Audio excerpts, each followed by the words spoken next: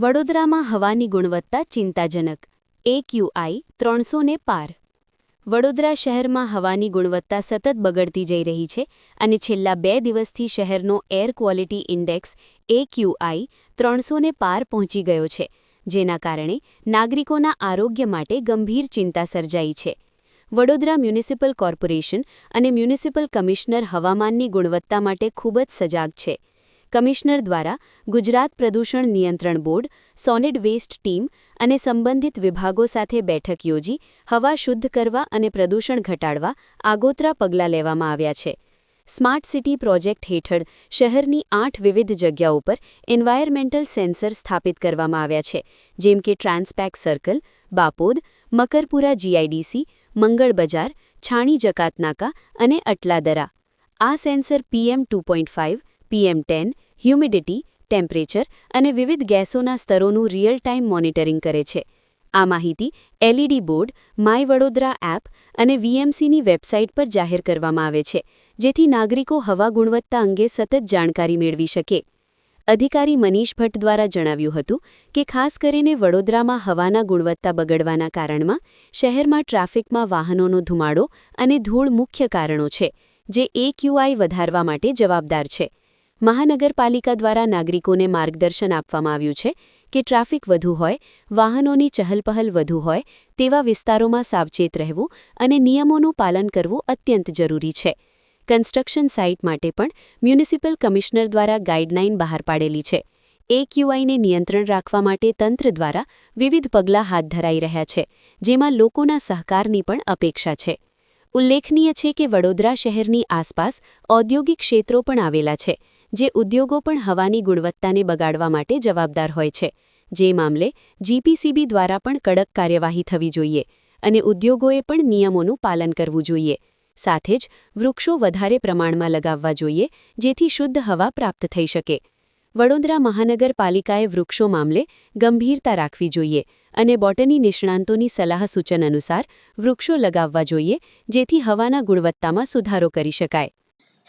Vadodara municipal corporation માનનીય કમિશનરશ્રીની સૂચના તથા ગાઈડલાઇન મુજબ ખૂબ જ સજાગ છે આ કરવા માટે. જે મુજબ માનનીય મ્યુનિસિપલ કમિશનરશ્રી દ્વારા Gujarat pollution control board, solid waste તથા ટીમ સાથે મિટિંગ કરવામાં આવી હતી. આગતરા આયોજન કરવામાં આવ્યા હતા. આ ઉપરાંત વડોદરા મ્યુનિસિપલ કોર્પોરેશને સ્માર્ટ સિટી પ્રોજેક્ટ દ્વારા 8 જેટલા એન્વાયરમેન્ટલ સેન્સર શહેરની અલગ અલગ જગ્યાએ, જેમ કે ટ્રાન્સપેક સર્કલ છે, બાપોદ છે, મકરપુરા GIDC છે, મંગળ બજાર છે, છાણી જકાતનાકા છે, અટલાદરા છે, એમ અલગ અલગ શહેરની 8 જગ્યા પર એન્વાયરમેન્ટલ સેન્સર લગાડ્યા છે. કમિશનરશ્રીની સૂચના મુજબ એને પણ આપણે હવે LED પર પબ્લિશ કરીએ છીએ, જેથી એર ક્વોલિટી ઇન્ડેક્સ વિવિધ PM 2.5, particular matter 10, humidity, temperature, વિવિધ ગેસો આપણે મોનિટરિંગ કરીએ. આ જ વસ્તુ GPCB અને સોલિડ વેસ્ટ પણ જોઈ શકે છે. તેથી સમગ્ર એર ક્વોલિટી ઇન્ડેક્સ તથા સમગ્ર તેના તમામ પેરામીટર પર ધ્યાન રહે અને આપણે કઈ રીતે એમાં પોલ્યુશન ઓછું કરી શકીએ તે બાબતમાં પગલાં લેવા માટે કમિશનરશ્રીએ સૂચના આપી છે.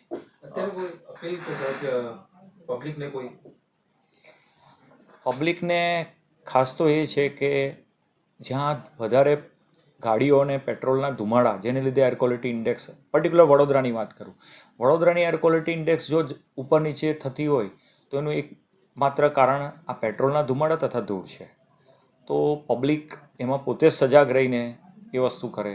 જ્યાં વધારે ભીડભાડવાળી એરિયા છે, ગીચ એરિયા છે, ત્યાં પોતાના વાહન લઈને નહીં જાય, પાર્ક કરીને, પ્રોપર પાર્ક કરીને જાય. તથા જે કન્સ્ટ્રક્શનને ધૂળ થાય છે ત્યાં આગળ કોઈ આવરણ કપડું ઢાંકે. આ બધા પગલાં લેવા જોઈએ અને આના માટે કમિશનરશ્રીની ખૂબ જ કડક સૂચના છે. દરેક તમામ જગ્યાએ કામ થાય છે ત્યાં મોનિટરિંગ કરવામાં વિવિધ ડિપાર્ટમેન્ટ, કન્સર્ન ડિપાર્ટમેન્ટ દ્વારા આવી રહ્યું છે. ખાસ કરીને અત્યારે ઠંડીની સિઝન ચાલુ રહી છે, એમાં જ આ વધતો હોય છે, એના આંકડા વધતા હોય છે એવું કંઈક? હા, નોર્મલી એવું સાયન્સ પ્રમાણે જોવામાં આવ્યું છે કે ફોગ વધારે હોય, ધુમ્મસ એટલે વધારે હોય, એર જલ્દી ઉપર ના જતી હોય, તે ટાઈમે ધૂળના રજકણો અને તમામ વસ્તુ રહે છે નીચે, એટલે થોડી વધારે આવે છે.